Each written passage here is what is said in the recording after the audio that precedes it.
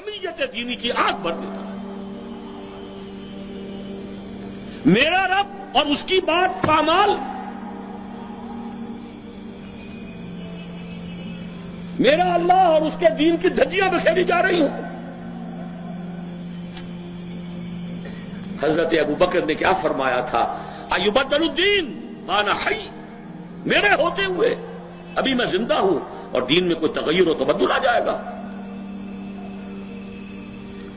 اگر یہ نہیں ہے تو بے غیرتی، حمیت نام تھا جس کا گئی تیمور کے گھر سے، اور اس بے غیرتی اور بے حمیتی کا عالم جو یہ ہے، جو ہمارے دین میں مقام ہے، اس کو سن لیجئے۔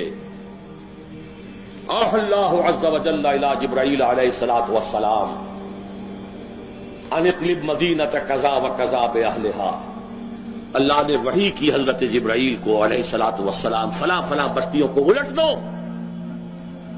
سدوم اور عمورہ کی بستیوں کی طرح عذاب ہلاکت نازل کر دو۔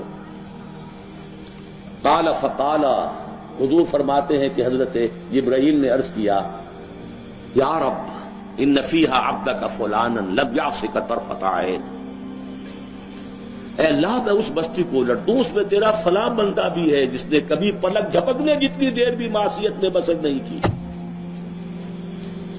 کسی کے ذاتی تقویٰ کے کیا انتہا ہے، ذاتی نیکی کا کیا عالم ہے، کسی کے زہد کی کیا سطح ہے، ذرا غور کیجئے۔ گواہی دینے والے جبرائیل ہیں، کوئی کرائے کے وکیل نہیں ہے اور کوئی پولیس کے ٹاؤٹ نہیں ہے۔ لم یعصک طرفۃ عین، قال فقال، حضور فرماتے ہیں اللہ نے ارشاد فرمایا، اقلبھا علیہ وعلیہم، الٹو اس بستی کو، پہلے اس بدبخت پر پھر دوسروں پر۔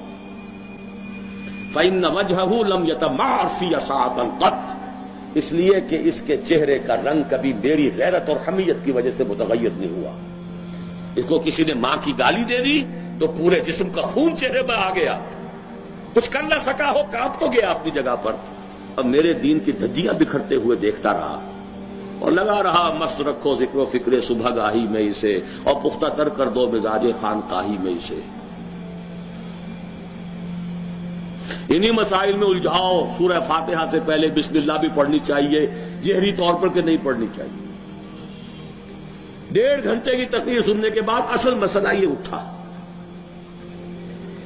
بیڑا یوں ہی تو غرق نہیں ہو گیا ہے۔ جس نے کہا تھا کیا اسے معلوم نہیں اختلافی مسئلہ ہے؟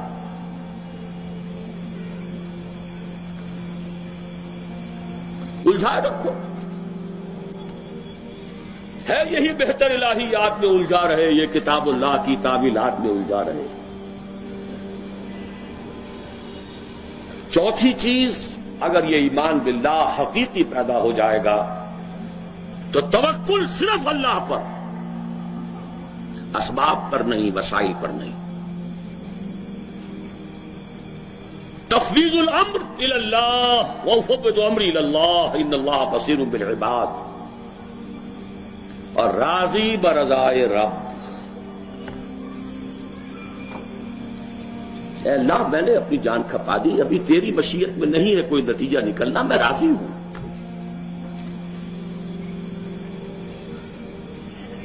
جان دی ہوئی اسی کی تھی، اب تو یہ ہے کہ حق ادا نہ ہو، تیری اپنی مشیت ہے۔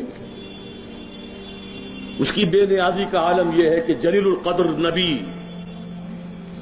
اللہ اکبر، حضرت یحییٰ علیہ الصلوۃ والسلام، وآتیناہ الحکم صبیا وحنانا من لدنا وکان تقیا،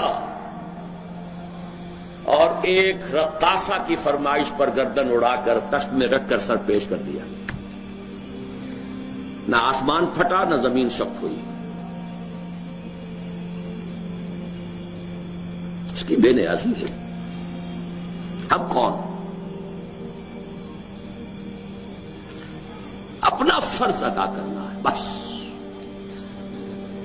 توکل اس پر، تفویض الامر اس کو، اور اس کی رضا پر رضا۔ ہم بھی تسلیم کی خو ڈالیں گے، بے نیازی تیری عادت ہی صحیح۔ 4 چیزیں ہوں گی تو یہ جہاد فی سبیل اللہ ہوگا۔